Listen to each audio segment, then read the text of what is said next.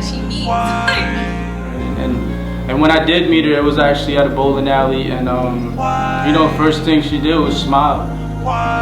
You will hear her say that she's actually happy for the accident, and that's like something that's hard to say. It's either do or die in the land of temptation. These people don't have patience. Mama, what kind of city were we raised in? Do or die. It's a mess up situation. Gotta continue praying. Do or die. Nothing new. What must I do? Get me out of this world so cruel. What must I do? God, I trust you. I'm misguided. I haven't a clue. Okay. Kim Ocampo story. One-on-one interview. Take one. Cut. Like action. What I like cut. Action. Now imagine this. You're riding down on your bicycle, not a care in the world. All you want to do is get to work, fulfill your dream. But what if this happened?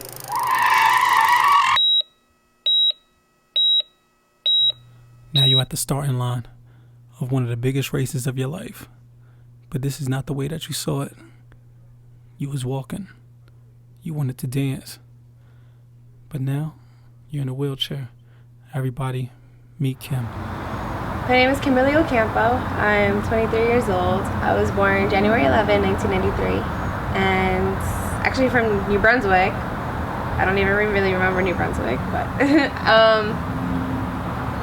raised in New Jersey and Tinton Falls, New Jersey, by the shore. And pretty much I was raised by two Colombian parents. So my dad always taught me how to dance salsa.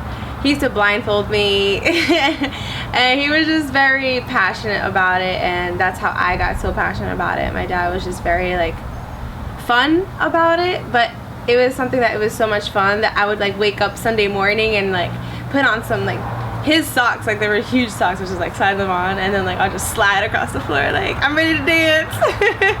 And so he would look at me like, really? Like I just woke up. But yeah, we'll put some salsa music and then we'll just start dancing almost like the whole day away. It was almost every weekend we would dance together, starting since I was like, you know, 3, 6, and then all the way to like 13, 14, 15, and I got better as I got older. She's my second, because my first one, it was a girl. It was 4 months before Kimberly, 4 months before I got pregnant with Kimberly. I lost my first one 2 weeks before my due date. Sorry to hear that. Yeah. So it was very emotional knowing that I was pregnant again, and just very scared that something could happen to her like the first one. So we were very concerned every month. After the 7th month, I have ultrasounds every week. So it was a little stressed out, but everything came out really good. She was a beautiful baby, very happy baby, healthy, very like active. And so growing up, you know, she always stayed with us. We didn't have no babysitters, anything to take care of, so she always stayed with my husband all I, and very active, very happy young girl. Loved to model, even since she was, I could remember 2 years, 3 years. She would pose in the pictures. She loved dancing salsa with her dad. Yeah, I mean, she was a great young girl. Florida. So when I moved to Florida, I was enrolled in college. I started working as a pharmacy tech in Walgreens. I loved it. It was pretty cool. I had a car, and then I started dating, and then I found a boyfriend, and it was fun because that was when I first started like partying, going out and driving and getting to know other people my age and just hanging out with friends. So he was kind of like part of that scene too, and we had similar friends, and we actually used to dance like dance battles like in the club. We would like battle against each other, so like that was like some cool memories, or that's how we pretty much connected in the beginning. And pretty much, you know, one thing led to another, and I ended up becoming his girlfriend, and things got a little harder once I was living on my own. I ended up having this like I was living in a basement pretty much. It was a room, there was a bathroom, and I was just going to school, going to work, and come home sometimes, which was my little room, or go to my boyfriend's house, which happened almost every single day. And one thing led to another, that my situation in that basement wasn't the best one. I didn't really feel too comfortable there. I wasn't happy. If anything, I was getting I had a lot of stress. I remember crying myself to sleep. It's just hard because I thought I could do it, you know, live on my own, and then you're like, oh wait, I gotta pay for toothpaste, I gotta buy, you know, laundry detergent, like I gotta scratch for money for these things, and I was just trying to make it on my own, and so I really couldn't. And I was thinking of moving to Florida with my parents because it was getting emotionally difficult and financially. So my boyfriend pretty much was like, why don't you move in with me and we'll go from there. So I moved in with him, and my stress kind of didn't go away. I was still growing, you know, I'm still 17, 18, and I'm still learning who am I, what do I want in life, what makes me happy. And I was, you know, in love with the idea of being with someone who cared for me and I cared for them. So I completely, like, my time basically wasn't my time anymore, it was his. Yeah, one day he's just like, oh, you want to go for a bike ride? Like, because he would go for a bike ride with his friends, like a group of them. They would have like Taco Tuesday night, Thirsty Thursday night, and like, I'm like, really, a bike ride? And he's like, yeah, let's go for a bike ride. I'm like, who asked anybody to go on a bike ride? Like, I did that when I was like 10, you know? But I was like, that idea sounds so much fun. Like, I want to do it. So yeah, so I met up with him, and then I invited a couple of my girls, and it was Jeremy, Brian, Danny. They were like the crew, you know, the guys, and then it was me and Jenny, and then like my other two girls, Bree and Erica, and pretty much we were just like, they let us borrow bikes, and then we just went for a bike ride, and it was pretty cool, pretty fun. It's always fun when you're with your group of friends. And so from then on, I just stayed connected to the bike community in Miami. They had, it's called MCBC, and they had like this bike night where they were giving away a bike, and it was a contest, and you had to purchase your ticket. And that night I was with Brian, Jeremy, Danny, and me. And it was so cool because it was just like this, it was like I don't know, like a garage kind of with like a driveway with lights. Like, it was super chill, but it was like so much fun because I was dancing. They recorded me dancing, people doing challenges on bikes. They couldn't stay on their longest without touching their feet on the floor. Like, it was pretty cool to see this. I never saw this community of bike. I didn't even know this existed. So to me, I was like, wow, this is pretty cool. I didn't know. I thought that was just like a 10-year-old memory type of thing. But this is like adults doing this and having fun, eating food and dancing and music. And so what happened was Jeremy and the guys basically bought tickets, and we won the bike. So pretty much they ended up giving me the bicycle as a gift because I was really enjoying the bicycle, and they were like, well, in order for you to ride with us, you need a bike, so why don't we just give you we all have a bike, so you're the only one missing a bike, so we're gonna give you the bike. I was so happy that like the following, I don't even know how many more days later it was, I had to wait for my bike, which I got to pick out the color, which I did like flat black, and then I wanted to pimp it out, so I put gold rims on it. And that was so, like, I was like so happy with my bike that it became therapy for me, because I was so stressed with my situation at home that pretty much, you know, I just wanted to like release that stress and find peace and quiet, and like just like here, like this feels so good right now. It's like this is actually what a bike ride feels like, with the air blowing in your face and you just like hear the wind, and it was just something that I really enjoyed. I started riding my bicycle to work, and one day on a Sunday I pretty much, you know, had to go to work.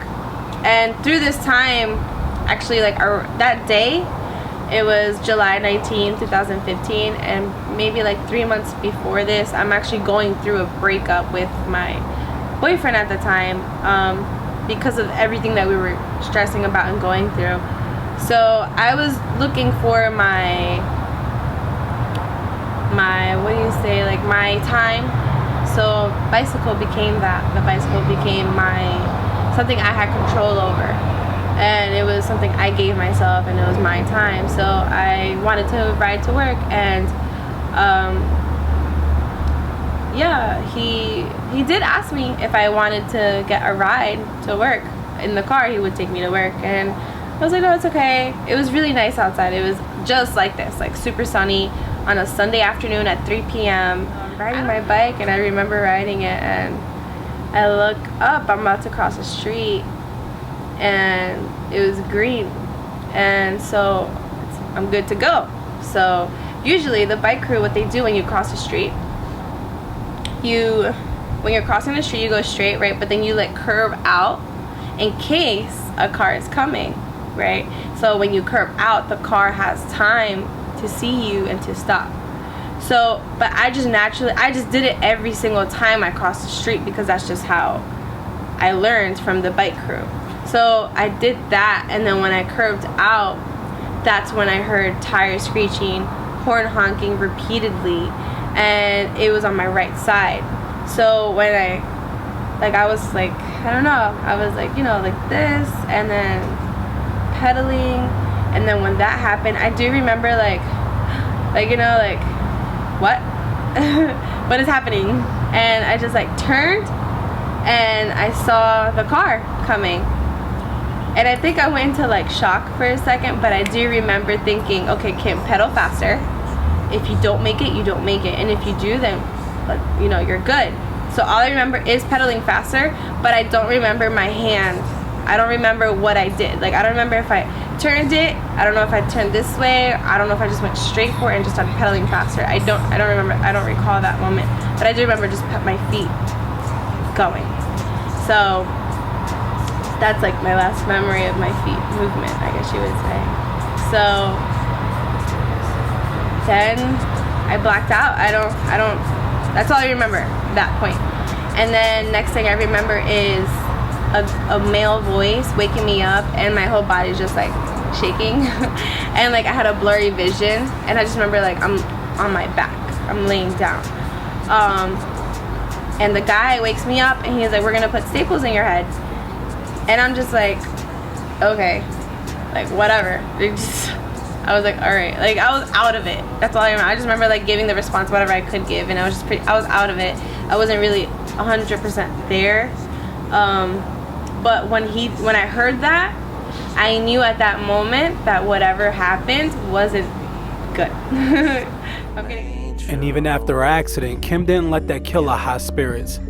Kim went on to be a sensation on Instagram, starting a hashtag called Kim's Journey. Now, even though Kim's journey took a different direction, she didn't let that discourage her. She continued on to post videos every day about her progress with her rehab. Kim will continue to touch lives nationally and internationally. Kim loved to travel. Kim loved to go around and tell a story to everyone that she could possibly tell a story to. Kim will continue to tell her story everywhere, from national TV to just walking down a grocery aisle. Kim was never afraid to tell her story, and she would always tell her story with a smile, which would encourage everyone around her to smile.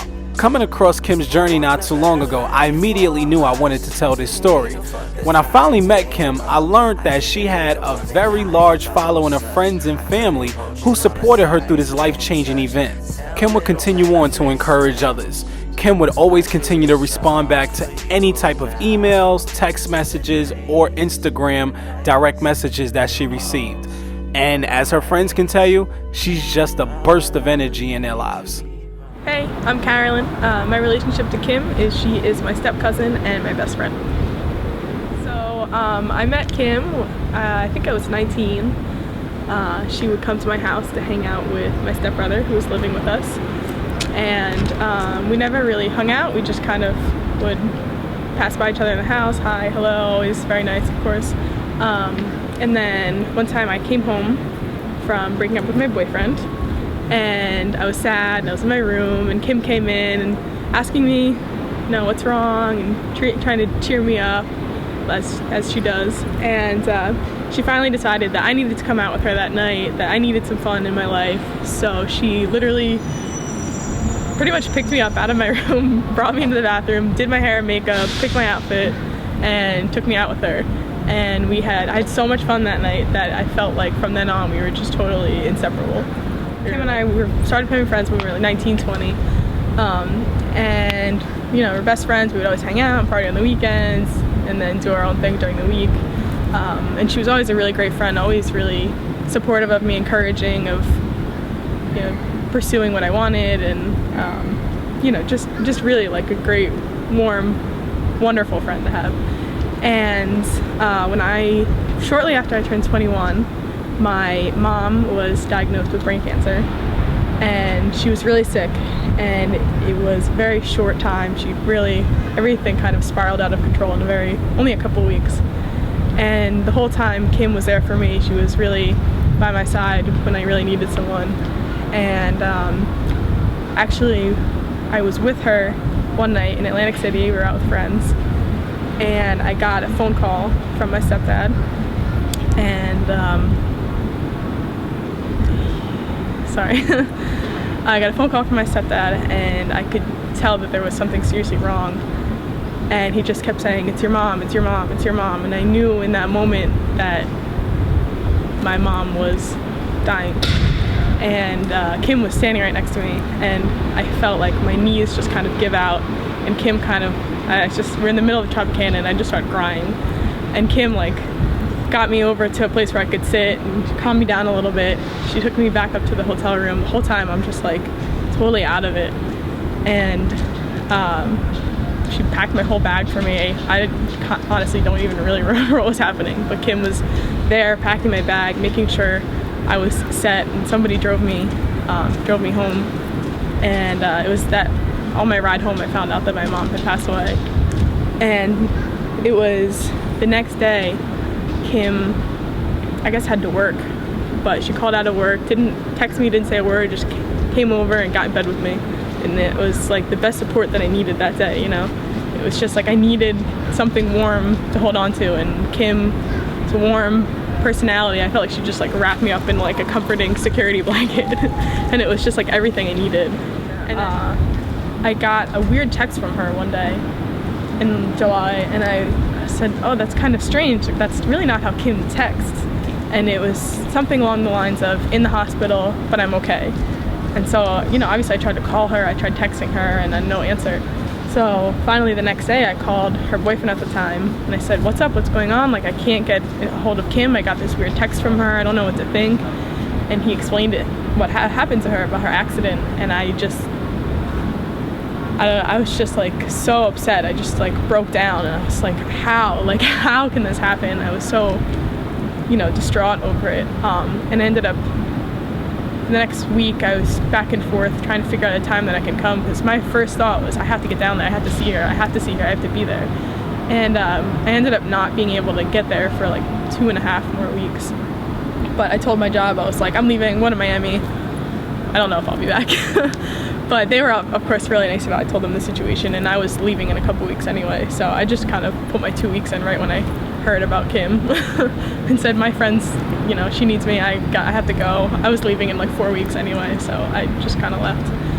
And then I got down there and I spent a week with her in the hospital, just literally just laying in bed with her, just, you know, trying to do what I can for her, because I was trying to do what I could for her, because she, you know, helped me so much in my time of need. So I tried to do everything you can in that situation, but you also feel very helpless because I can't go there and fix her and make her walk. before. You know, what is it like now though? You know, after you came from Orlando, you know, now you've been home for about a couple of days, a week or so. Like, how now do you reflect on from the accident to now? Like, what's the reflection on it? Like, how do you feel about it? It's funny because you think like an accident like that, you think, oh, this person, their life is not over, but you know, it's like, you know, when an accident like this happens, it's really hard for the person normally. You know, it's really hard for that person to accept it and move on and you know, come to terms with it. But for her, it was like immediately. It's in a weird way. It felt like it all just felt like it was supposed to happen, because immediately she was happier. Like once she was out of the hospital and she could kind of go back to a somewhat normal life, she just seemed happier. She seemed like a little more bubbly. Like she wasn't as stressed out.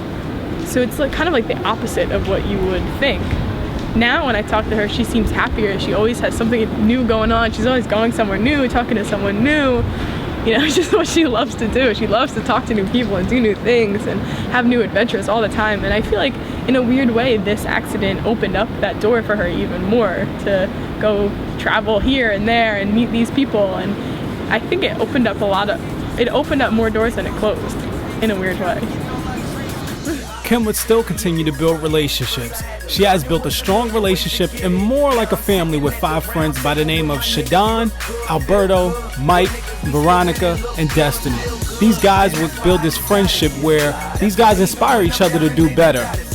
I myself, when I hung out with these guys, it was just the energy in the room. It was just something that you couldn't deny. I first met Kim a couple years ago. It's actually funny how we met, because she was always that girl that I knew on social media. Like, not like popular, but you know, we had each other on social media, so it's like I knew of her, but I never knew her.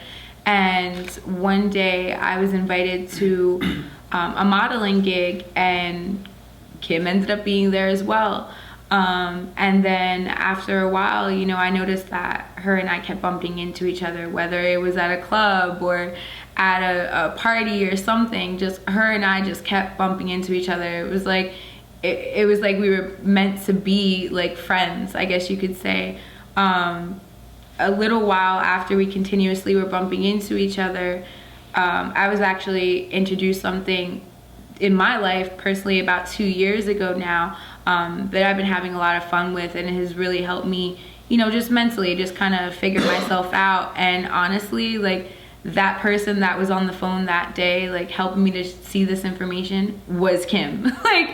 like every time it was just bumping into each other, and then last but not least, like, someone ended up putting me on the phone with her, and I was like, wait a minute, like, I know you. And from that point on, like, I went to her house that night, and it was from that point on, like, we had this connection. It was myself, Michael, and Angelique. We were the only 3 people to know about, about what happened to her. You know, like, somebody that just wanted to live life and be so successful and was good at everything she did. Like, I don't really think she had a flaw, but honestly, you know, she was just a wonderful dancer, a beautiful model, a gorgeous personality, and we were the only 3 people to know about the accident. And I didn't even know how to tell anyone. Like, I didn't even want to tell anybody. And I remember when I got that call, like, my heart just went into my stomach, because I was just like, wait a minute, really?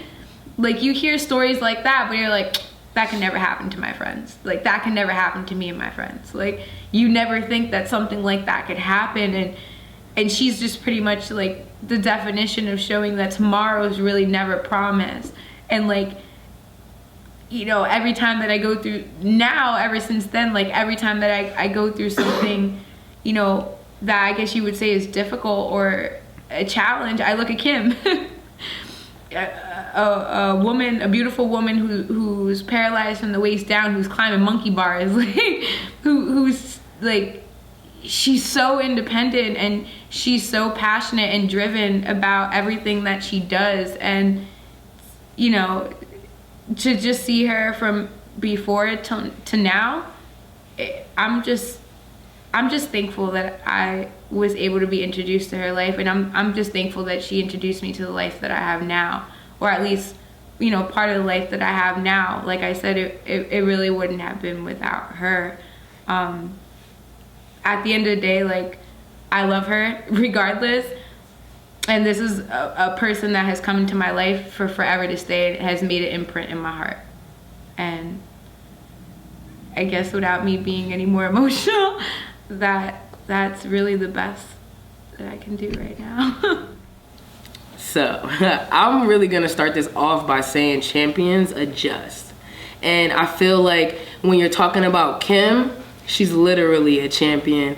I'll even go back to the first time I met her. It was literally maybe 2 years ago. She was at the Panera Bread with our other success partner, Angelique, and she was sitting there. And in our business, there's a lot of personal development that we have to do, and in the beginning you really don't have personal development. You're literally just flying off and saying random shit and, you know, just trying to get the job done. And I met Kim at her most vulnerable point, which is in the beginning of learning our business, and she was making a really important phone call to her uncle, and her uncle on what we call a chicken list, he was one of the people that she wanted to share an idea with, and she was super afraid to you know, get his response, because there's a lot of give and take with what we do, and if you're not really prepared for mentally for what the answers that you get, you'll react differently. And I just remember her being so afraid, and she was crying and so fearful, but like from the moment that I met her, she's so beautiful. I fell in love with that person. You know, I seen all of her. She was so transparent just from me meeting her at that first point. We needed that moment. So I remember when I actually did get the information about what happened to Kim, and me and Veronica literally like sat in the bed and like cried because we couldn't believe that something like that happened to her. Like, you just don't be hanging out and, you know, this girl's jumping on my back because she's so excited to see me, and then like when I see her now, I can't even hug her the right way because I don't want to make her tip over. Like, it's just it's a different feeling. It makes me more humble because she's still so happy even in that space. She's still so happy even in that space. Like, it never fucking matters what happened as long as you're happy at the end of the day.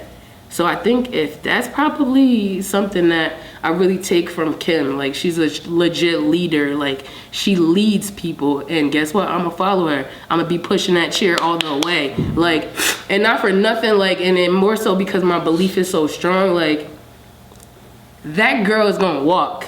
Like, that girl is gonna walk. She drives a big, she literally like goes ham in the gym. Like, she gives me that hope that when I think shit ain't right, it's right. Like, if I'm worried about something crazy, like, literally I can like mirror her situation and know that my shit is all right. And in that event, it makes me feel comfortable knowing that I literally will never take nothing for granted because of her story and what it's done to me. Right. So again, champions adjust. Alright, so I met Kim probably a couple months before I actually really, got to sit down and actually talk to her. But even before I met her, we came across a concept that brought us, closer together, and just through that, that's how I actually met her. I met all these people through the concept that we're all involved with. She does inspire people. She inspired me, and before I actually left Orlando, Florida, I told her like I got to like get when she was going to her car, and I was like, yo, like, I'm gonna just be straight up. You inspired me. Like, you really inspired me, and just because the way she talks with her energy, her vibe, that's what I got from everyone that was talking about her, was her energy, that she's always happy, she's always dancing. And now what I really love about her is the way that she still feels human. She feels like nothing is wrong with her, and she doesn't like being helped sometimes. I was trying to not to treat her too much, just because I just met her. I was trying to like be like, oh, do you need help? Do you need me to do this? Like, just let me know. Like, I got you. And she was like, no, I got this. And that's what I loved about her. It was her strength. Her strength to just be like, to have that power and say, I can do this. I don't need no help. Just I'm good. And I was like, oh, okay, like I get it. You got this. Yeah, just that. What I really love about her is the way she just uplifts the soul and inspires me to be better. I can't really complain about my life anymore because now I look at her and like she's still happy even in the situation that she's in. So that's what really that's the best thing about her is the way she carries herself and feels like nothing is wrong with her. So I'm just glad to actually meet her and be a part of her journey. So yeah. So my first time meeting Kim was actually in, I want to say like the 9th grade. I was friends with a mutual friend that she was friends with. I went to Long Branch High School. She went to Monmouth Regional. Around town you always have mutual friends. And Kim, she was just the bubbliest, most outgoing, fun person ever. She just sparked interest in anything that she did. Any conversation that she talks about is just really happy all the time. I actually got a chance to engage with her more as the years went on and stuff. And we followed each other on social media, Instagram, Facebook and stuff. And I definitely saw her progressing, doing videos, modeling, dancing. I always knew she had a passion and a love for dance. She would do her shows at school and I would come see her, and that was really cool. And then about 2 weeks after I was with her in Houston, Texas, one of my friends who doesn't even hang out with us anymore, she texted me saying that Kim got into a horrific accident. And I'm like, what? You don't even know Kim like that. You're not even around. So when I heard that news, I was instantly, on social media, like checking through her Facebook, like there's nothing posted. And then, it was confirmed that she actually got hit by a car when she was riding her bike to work in Miami. And it just it impacted me in a way where how could such a vibrant, bright person be struck in such a manner and still have that positive attitude to continue to strive for greatness and just be a better person. And she does say she's happier now than she was when she was walking. And you could just tell, like, just by the light in her eyes, like she wasn't really, living to her full potential prior to the accident. And now it's like, Kim, she's just a beast. Like, she does not want help. She doesn't want to feel crippled, if you will, or put in that category as a handicapped person, because she's not. She just can't move her legs. Like, she's the lady on wheels. That's really what she, calls herself. Okay, so yeah, like the first time I met Kim was maybe about 10 years ago now. Actually met doing a play in Long Branch. Bennett was hosting a play. I didn't even go to Long Branch School. I'm from Neptune. Kim actually was going to Monmouth Regional, and she's a dancer. For those who know Kim, know she loves to dance. Like, she's really good at it, and actually was featured in Pitbull and Neo's video, the Time of Our Life video. Always been on the great things. It's crazy. I don't think an average person could just handle her daily routine.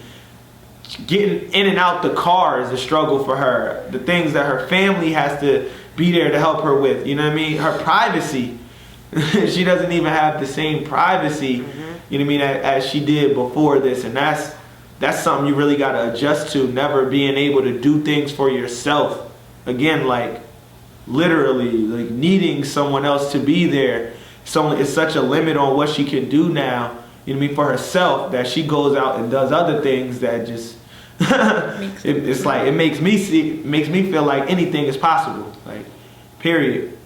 Me and Kim have been business partners, friends. We've cried on each other's shoulders. Really opened up to each other. And like I said before,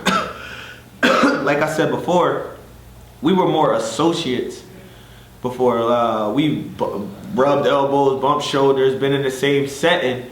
But it isn't until recently, till I just went out to Orlando and stayed with her and her family. We actually went out there for some business, but I ended up out there, and I wouldn't even say stuck. God makes no mistakes. I was supposed to be there at that time. That's really like the first time since the accident that me and Kim actually got to really sit down and even just really talk to each other. You know what I mean? And I actually ended up opening up a lot more. She actually learned a lot of things about me. And that's the thing about Kim. Kim will take you and make you reevaluate yourself, to whereas when you leave her, you're not gonna be the same person. Like when you have a conversation with her, you're really literally you're gonna look at yourself like, yo, I'm a bitch. like she's literally she's super strong, and all I could do is just grow and be better. I mean, I want to go do the same thing that she's done for my life, for other people's lives. I mean, if you're not inspiring somebody, you're disappointing somebody, and Kim is always inspiring people she doesn't even know. People who have never even met her. Like, her energy, her spirit, like what she stands for, it translates way deeper than words, way deeper than a physical connection. I mean, and so like Kim is definitely just an angel. Like literally, that's what I look at her as, like an angel in my life. I mean, so definitely just glad to know her. You know what I mean? It's definitely been an amazing journey, and I'm glad to be on Kim's journey with her. I mean, so. Now, as I was on my way to Florida, I had so many questions inside my head that I wanted to ask Kim once I arrived to see her for the first time ever. Arriving, Kim was very tired. We actually woke up at 3 o'clock the next morning to actually start her Wings for Life World 1 race. It was great. I actually enjoyed it. And on that journey, we actually ran into a couple of other individuals with their own stories to tell. So why don't we just let them tell their stories? Hi, my name's Woody Beckham of the Woody Foundation. Help people with paralysis, and one of the things we do is we give away a backpack of assistive devices for people with limited hand functioning paralysis like myself.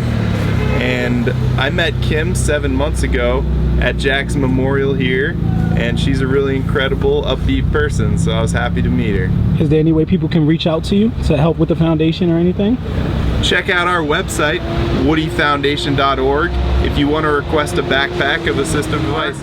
Because I don't have full hand functioning, so these assistive devices can be very helpful. There is a cup holder little pouch thing, wheelchair side bag, adapted phone case that bends around your phone. Don't drop my phone as much anymore. ID holder. Then there is a handle, fork, and spoon, and a bunch of other devices to help people that have limited hand functioning. Got it. Check it. Hey! Party in Woody's car, rolling out. Nice. We can roll pretty deep in this vehicle. Seriously, we could fit one more person here, and I'll just transfer their wheelchair back here. What? We could put like 2 other people. How many wheelchairs can we fit in Woody's van? That'd be really cool. Wow, this is awesome. Okay, so show me. Steering right here on the right. Okay. Gas brake here. Wait, let me see. Gas is forward, brake is back. And then all the functions are integrated in here. Like the 8th function opens that right window. So I'm gonna open the right window. You're speaking a different language right now. 8th function? What do you mean? So you hear all these beeps? Yeah. There's 8 different beeps. Oh. After each beep you release it and there's a different function.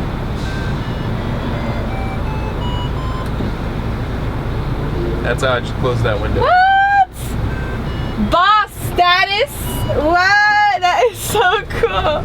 And it's also integrated on this computer here. It's genius. Pretty nuts. I never knew this ever existed. Me neither, until I got it. Let's go to the moon. We can just conquer the world. That's not cool. I call this car the wood ship. The wood ship. It's kind of like a spaceship. It just blows people's minds. Yeah, it's so serious. Yeah. Oh my god, that's awesome. So when did you get this? How soon after? I got it about 2.5, 3 years after I was injured. Yeah. And had to do 50 hours of driver training to drive the car. How was that? Were you scared? Nah, I wasn't worried about it. I mean, No? I grew up driving in Miami my whole life, you know. Right. And Miami's kinda- like crazy. Just drive more like a grandma now, so it works out well. Yeah, that's cool, man. All right, well, I don't want to hold you up. Where are you heading to? No, I'd love to hang out, but kind of have to go to FIU to my graduation. Right, no, just skip out. What do you mean? You know. Congratulations. Just leave my mom hanging there. Yeah, you know. I know. That's awesome. Congratulations. Yeah.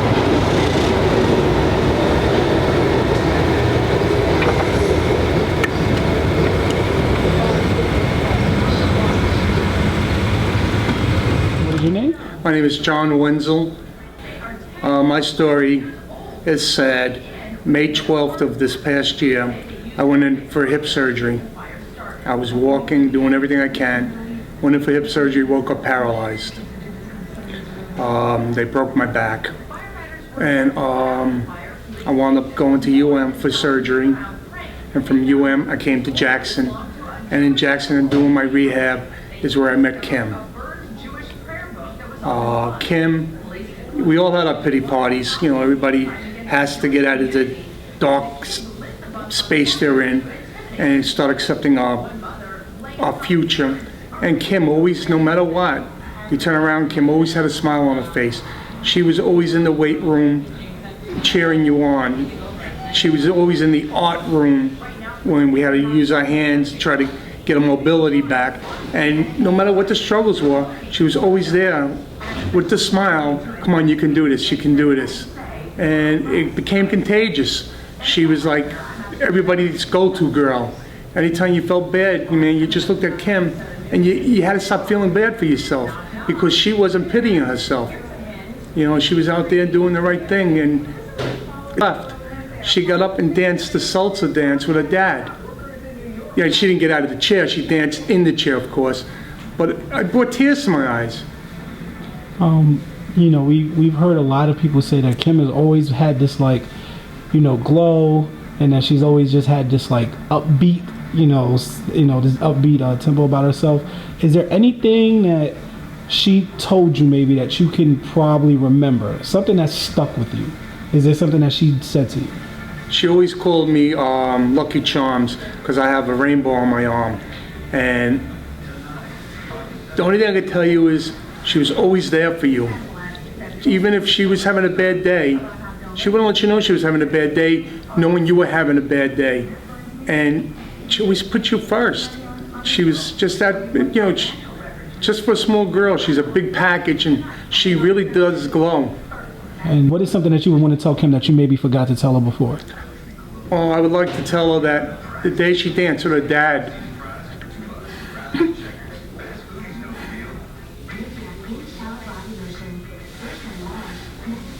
was one of the better days for me to realize my new life, as I'm going to know it, has a lot of room to grow. My life didn't stop because I wound up in this wheelchair, and she made that happen. My name is Jillian Harpin. So on April 23rd of 2016, I was down in Mexico vacationing with 3 of my best friends, and I stepped out onto the balcony to make a phone call of our hotel room, and we had a ledge on the balcony, and I kind of propped myself up on the ledge, and I fell right back, and I fell down 3 stories.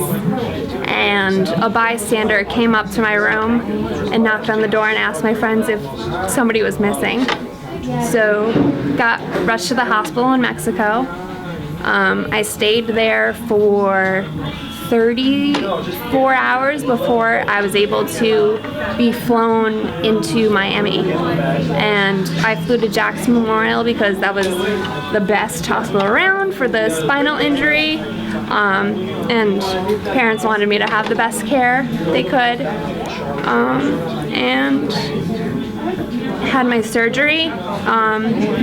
And my spinal cord was compressed at the T4. So from my chest down. I can't feel anything yet. And had the surgery, stayed in ICU for a couple days. Then I was able to move to the spinal floor, and I just started rehab 3 or 4 days ago. It's been going well. It's hard work, but I'm excited to make progress. We've heard Kim. You met Kim. Can you tell us what that conversation was about, just a little bit? Sure. It was awesome. I can't believe that she's only 9 months out from her accident. It was incredible. She showed me her dancing on her wheelchair already, how the wheels light up and everything. And she kind of told me the down and dirty of what I needed to know about living with this. And it was kind of good to have that honest input right away. Good, it's good to know. Do you care to share any one secret that she maybe told you that kind of gave you the most inspiration? Okay, I got this. She told me to conquer one fear a day, and if you can do that, then you can be unstoppable. Well, it was about 9:45 at night, and on a Saturday night, and it was the phone call every parent dreads. Her friend called up and said, "You have Jillian's insurance information because she had an accident." And she was in Mexico at the time, and we're in Connecticut.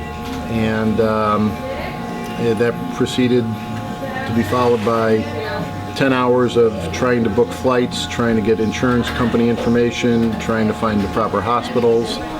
And by 6 o'clock in the morning, I was heading to Mexico. My wife was coming to Miami. And we knew, we had to get her to Jackson. That's where the best spinal injury trauma center is.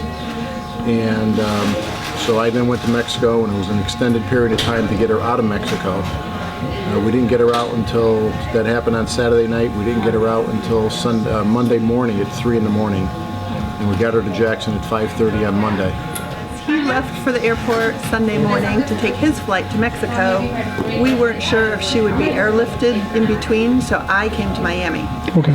So my goal was to be here to meet them if he missed her, and if he was able to be with her, then I would be here to join up with them once they got here. So I was on the phone working for hours at the airport with the various airlift assistance people, with our insurance companies.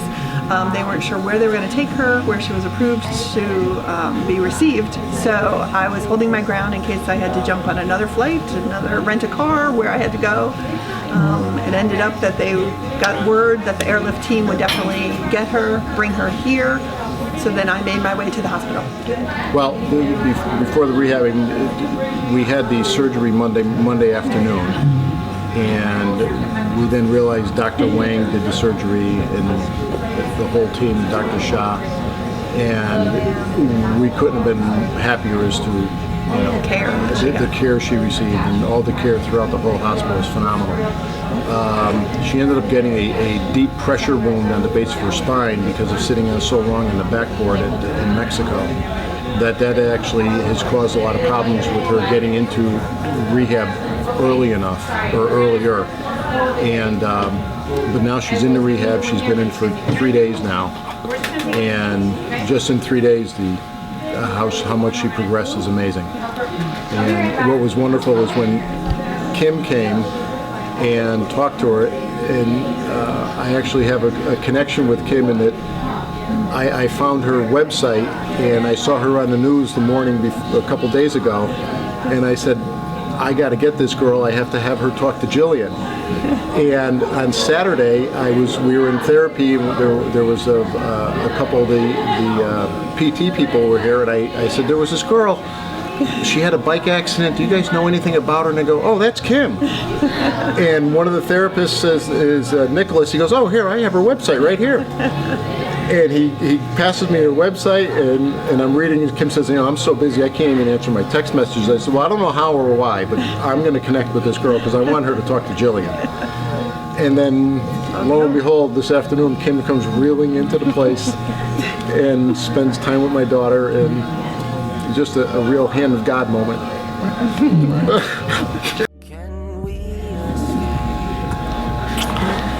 love you so much. You have no idea. But it was, it's a tragedy that happened, and we don't know what the outcome's going to be. We keep saying that the three most important letters in our world right now is YET. You know, Jillian can't walk yet. And she doesn't have any feeling yet. But those three letters and that one word is what's going to get us through the rest of our life. And Jillian's spirit. And oh my God, her spirit is unbelievable. And it's, you know, it's the same spirit I saw when I was reading about Kim. And that's why I wanted her to talk to Kim. And it's, again, we don't know what the road has in front of us, but we know we'll be able to handle it. And you know, they say when God closes a door, He opens a window. Well, we're just looking to see what the view is. My name is Charles Plumley. I'm a spinal cord injury fellow. I'm here for this at Jackson Memorial and also at the VA hospital. The first day I met Kim was when she was being transferred from the neurosurgical floor onto our unit here. It was our job to be responsible for her medical care. At the time when I met Kim, she was with her mother, and her parents would sometimes both be with her. Kimberly didn't know what was expecting of her, and neither did her parents. We know Kim's reaction to it. She asked, will she ever walk again? You know, when is she going to walk again? What was your answer to that question? My answer is that we would have to take it day by day. One of the things is that Kim she remained enthusiastic about what she can do, and she wanted to keep doing more. Her parents wanted to make sure that she was okay and that they wanted her back again. One of the things, on a side note, I was thinking about it. One of the first things I remember when they first arrived on the rehab unit, they arrived here kind of late, and I was working late hours at the time. They ended up having a party here in the dining hall area with her family and also with her friends. So I came into the dining hall, and her friends were here, and they were playing music, and they were all gathered together laughing and telling jokes. And I had to remind them that there were other people that needed their rest too. I didn't mean to break up the party, but then I did kind of get after her the next day.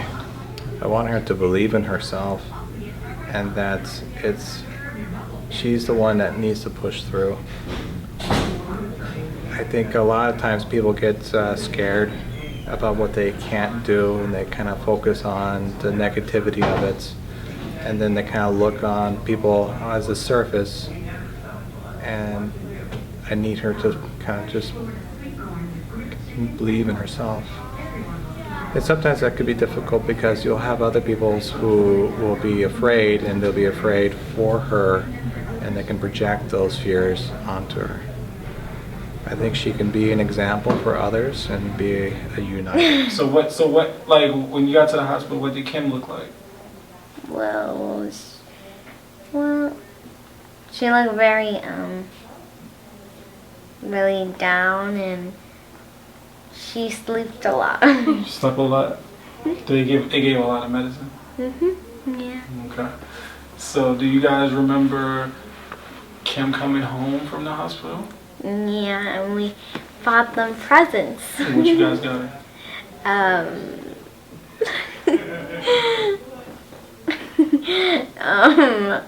We got her, I got her shells. I gave her shells, and we gave her a poster, my mom and my sister Kimberly, and it said welcome home, and we still got it home. Oh, okay. So you guys still welcome in her home? Yeah. Okay.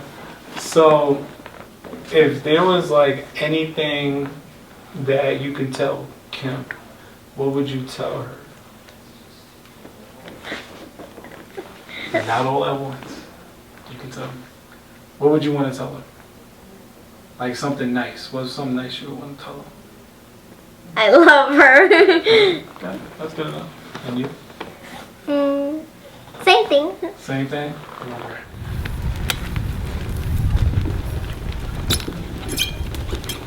Look, a Red Bull can. They repping you.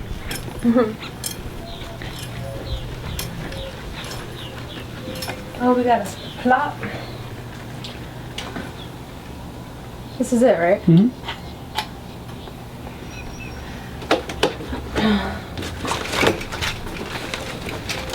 It's like the Let me seatbelt see is it. stuck under her wheels. Oh, I'll take a look at it.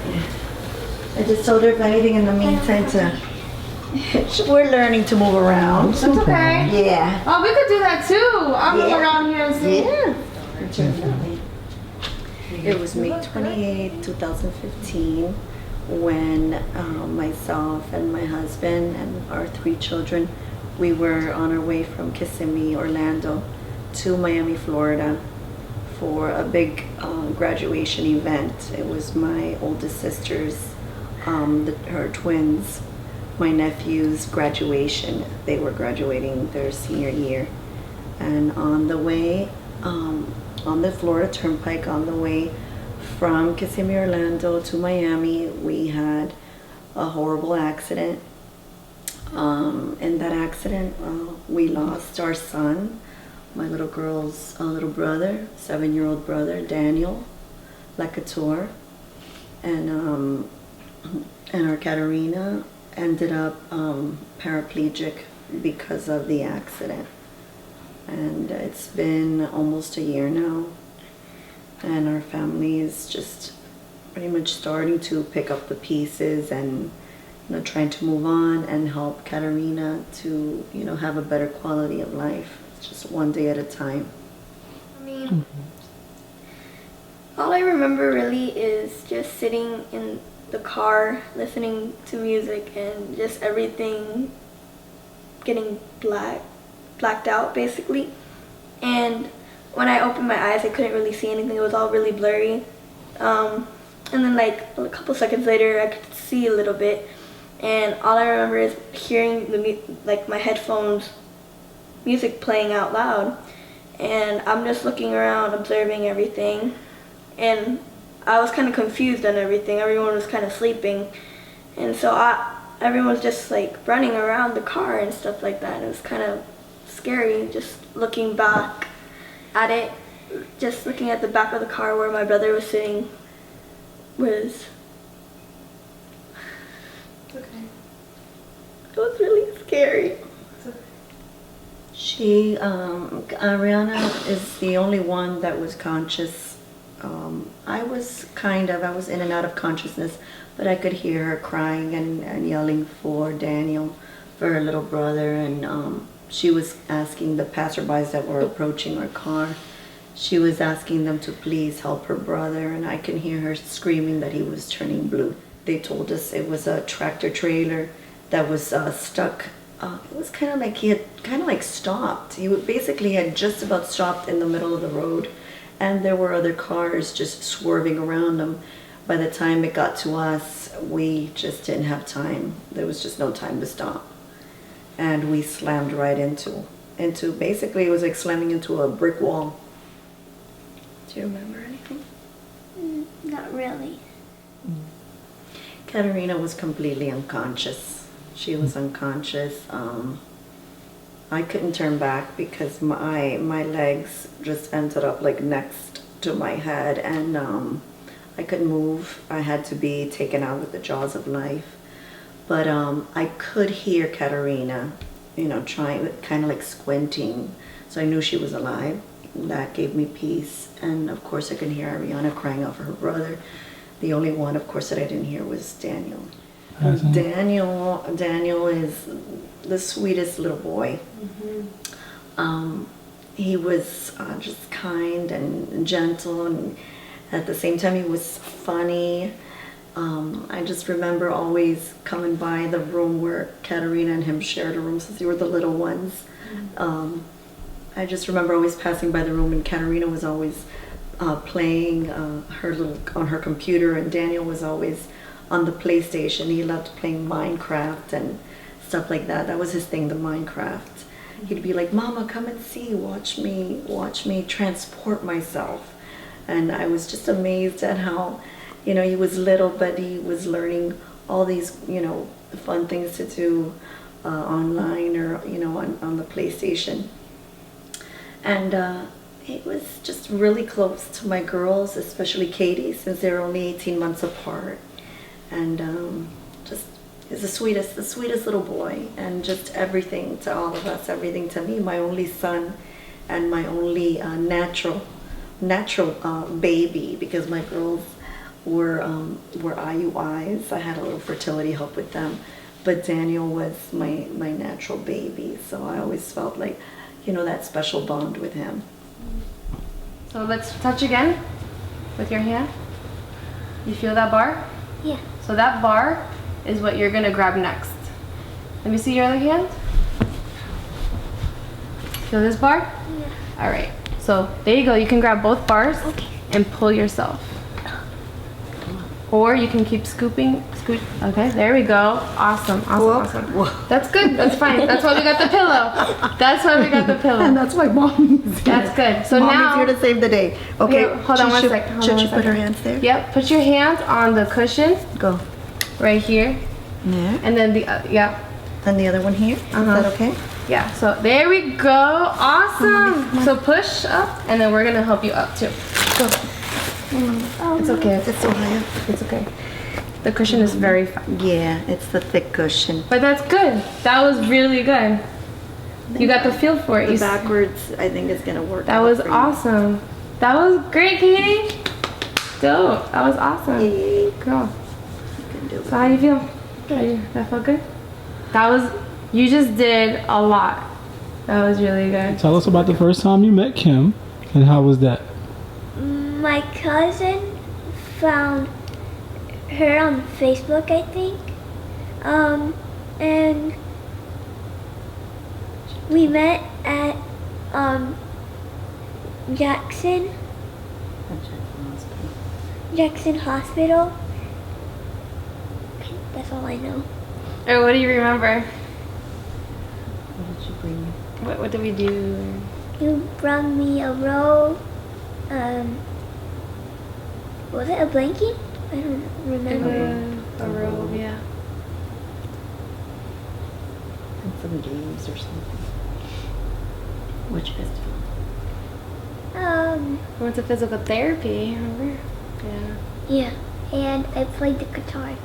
Yeah, you did. She did play the guitar. That was so cool. So Kim, what's when you met Katie? What was your thoughts on the whole situation? Because was she the first kid that you met at the hospital in the pediatric side?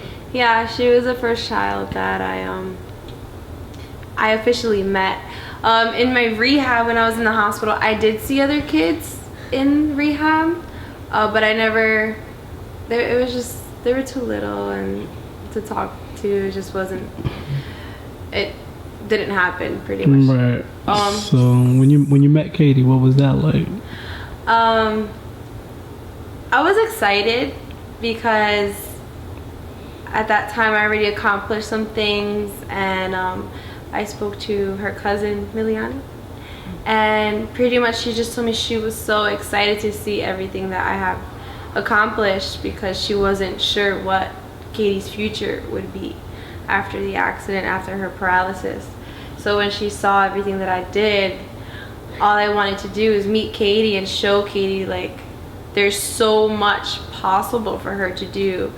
That's why every single day I'm pushing to do more, to fear more challenges every day. Even if I'm scared to do something, I want to push myself even more, just so Katie can see that it is possible, and that motivates her to do something for herself. And pretty much it was pretty cool because I saw her doing her physical therapy. She was learning. We even played catch, we were playing with bubbles. Just spending time with her was pretty nice. You want to sit here?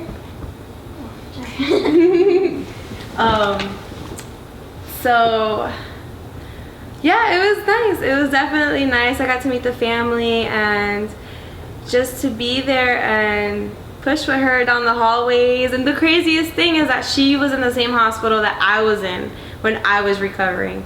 So that was just, what a coincidence, you know, that was just crazy. What's your name? Edwin Ocampo. And what is your relationship to Kim? I'm the father. So tell us your side now, because we know how it is to be with Kim. How is it now to be raising two younger females? Well, it's not easy. First of all, because they didn't want to be with nobody. Right. Nobody else but me. So we had friends. They tried to help us, but it was not in me to lift them out, and neither they. So I had to stay with them, and I did stay with them. Okay, it's a whole different feeling with a man, you know, because men, we don't express our emotions so openly. You know, when we see things, we hold it in, we let it out later, you know. So, you know, what was those internal feelings, you know, when you're seeing Kim in this condition and all you want to do is be a dad and be Superman to her, but you can't. You know, what does that feel like? That feeling, I cracked down, I cried. I know she's strong, she's full of happiness. So seeing a person like that and then in that condition, that's tough. Say anything bad about mom, but us dads, we just have like a very different view on things. Do you think Kim will walk again?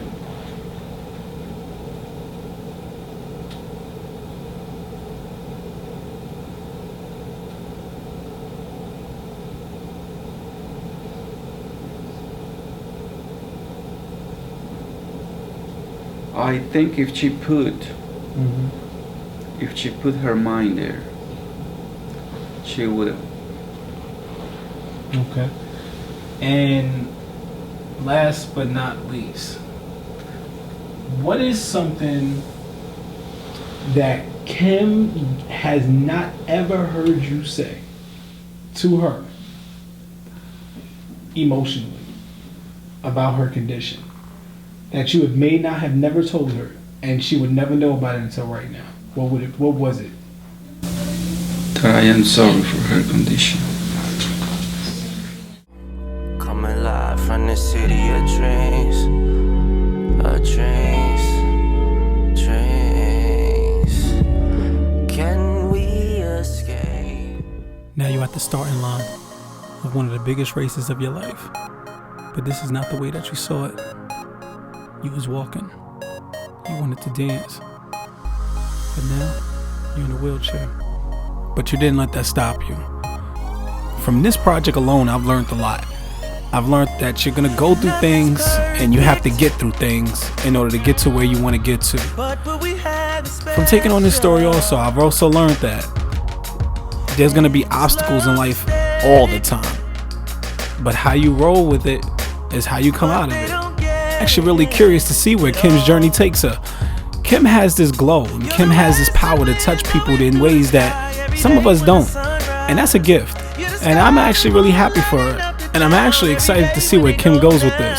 She has really taught us how to go from one dream to another. You got me going way